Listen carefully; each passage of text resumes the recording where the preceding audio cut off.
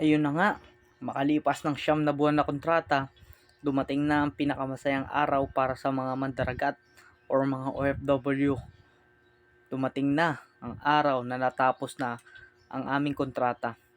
At ito, bumaba na kami sa aming bahay sa 9 na buwan, ang aming barko, Grand Duke. Ito, ba, naglalayag na kami papunta sa Puerto. Sa wakas, makalipas ng 9 na buwan, natapos din ang aming kontrata.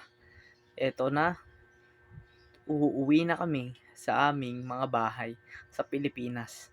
Sabi nga nila, there is no place like home. Makalipas dito, sumakay na kami sa tugboat, and sa tugboat na to, ihatid kami papuntang Puerto. At doon sa Puerto, ihatid kami sa immigration para i-check yung aming mga dala, kung kami ba ay walang dalang anumang illegal. Ay, sa wakas, nakakapagod din ang 9 na buwang kontrata. Ngunit masaya naman dahil siyempre napoprovide mo yung mga pangangailangan ng pamilya mo. Pero kahit wala tayong ipon na ganong kalaki, uwi pa rin tayo dahil ibang-iba ang pakiramdam na makauwi sa ating bayan, sa ating pamilya. Ito yung kotse yung sinakyan namin. Diyan kami sumakay. Yung taxi nila, makaluma na in-upgrade lang yan. After nyan, sumakay kami. Kaya ng aking mga kaibigan, si Tibor, si Jerpy, at si Tino. Ayan, ihahatid na kami papuntang immigration. Doon sa immigration, i-check lang yung aming mga bagahe kung meron ba kaming dalang mga illegal. So, meron silang mga equipment doon na para ma-detect. After sa immigration, bumabiyahe na kami. Ayan, dinala na kami sa immigration. Yan sa immigration, check lang nila kung ano bang meron sa aming mga bagahe. And after that, bumiyahe na kami papunta dun sa sasakyan namin na bullet train.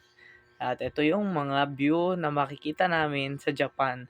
Ayan, maraming magagandang mga gusali ang Japan.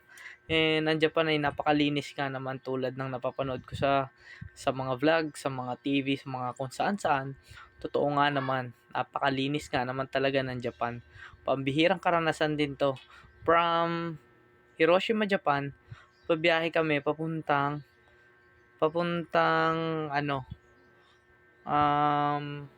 Hakata Station. And then sa Hakata Station, doon gi-stay muna kami ng hotel for one night. And ayan na, nandito na kami sa iba't ibang view. Yan, nandito na kami sa station ng bullet train. So bumaba na kami diyan. Baba yung mga gamit namin at kung ano-ano. Syempre habang picture muna tayo at marami tayong makikitang kakaiba.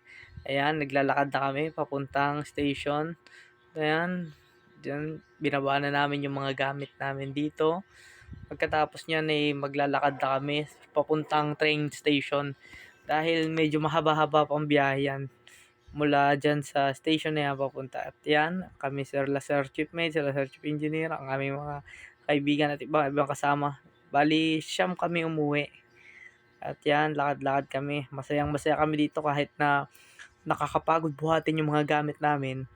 Siyempre, iba pa rin yung excitement na pauwi na tayo sa ating mga bahay. Nakakatuwa nga naman kahit anong pagod namin, wala yan. Dahil uuwi na kami sa bayang Pilipinas. Ayan, dito pila lang kami.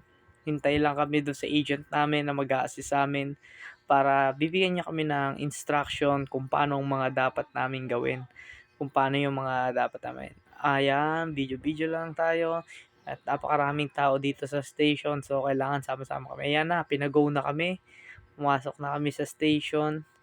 At dyan sa station, bibili lang ng content ticket and sasakay na kami papunta doon sa train station. Ito na yung train station.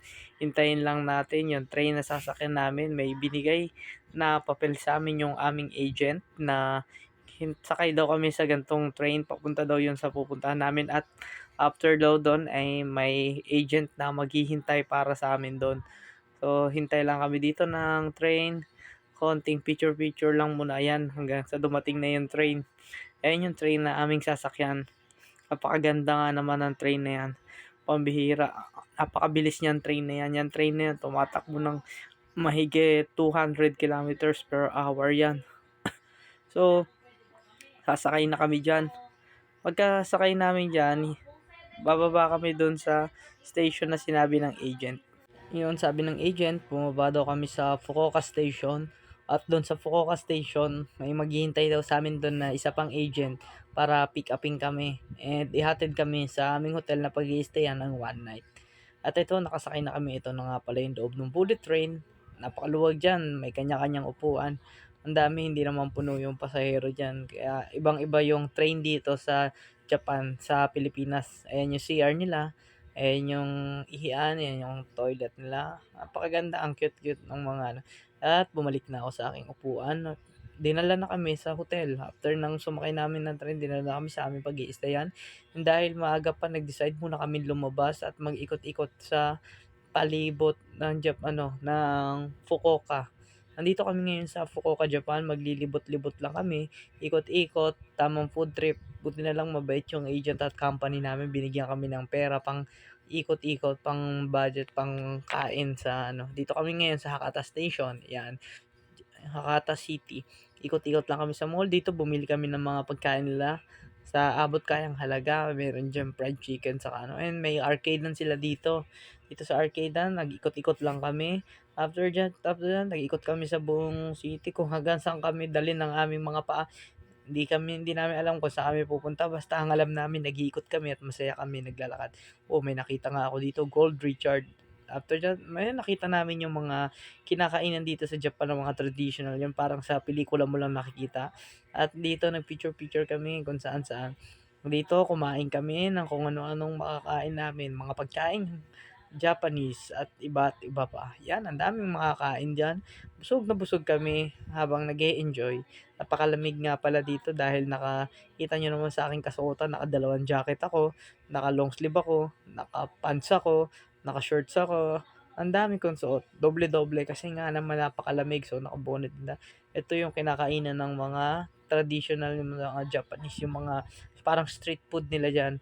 At dyan, marami kaming nakikita kung ano-ano magagandang tanawin. Ayan, kumain na kami. Kumain din ako ng pinagmamalaki na Japanese takoyaki. At sa Japan, maraming mga food store na mga ganun, yung bilihan ng mga drinks. Ayan, daming tao dito. Tamang kung saan-saan. Parang nasa city na yata kami ng Fukuoka. Kakalakad namin dito. Ang dami niya. Meron pang mga street performer at kung ano-ano pa. So, enjoy nga kami naglalakad dito. Kasama ko ang aking mga kaibigan na si Tibor, si Jerpy, at si Dos. Masaya kami dito. First time namin syempre makapunta dito.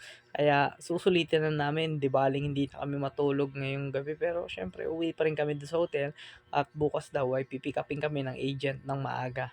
So yan, nag-ikot-ikot lang kami dito. Hanggang sa bumalik na kami sa aming hotel. Natulog kami, kinaumagahan, gumising na kami. Susunduin na daw kami ng agent. At ayan, nakabihis na ako, nakaayos na ako ulit ng mga gamit ko. So yan na. Dinala muna kami ng agent dito sa bilihan ng mga Rayco Land. Diyan yung maraming mga accessories ng motor at kung ano-ano mga motor.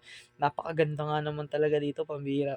Yung mga dating nakikita ko lang sa kung saan-saan at nakita ko na ng personal. So dahil wala pa tayong pera pambili niyan, tingin-tingin lang muna tayo at ikot-ikot hanggang sa tingin-tingin ng mga mabibili dahil wala naman tayong mabibili masyado. Sila ang mga kasama ko, sila Sir Chief Engineer, sila Sir Chief Mate, bumili sila ng mga accessories. So ako'y nakisama lang at ito, dinala na kami sa airport ng Fukuoka. Dito, nagkain lang kami ng konti at pumila na rin kami.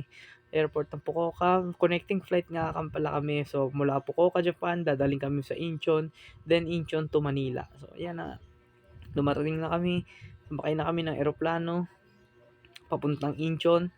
And then, dumating na kami sa Incheon Airport. Ayan, sa Incheon Airport, hintay lang kami ng sandali dahil connecting flight nga kami. Pupunta naman kami sa Manila International Airport. At yan, sumakay na uli kami ng aeroplano. Kasama katabi ko si paring Tibor at si Maestro Apolinario Piñon. Ayan, and then sumakay na ng aeroplano.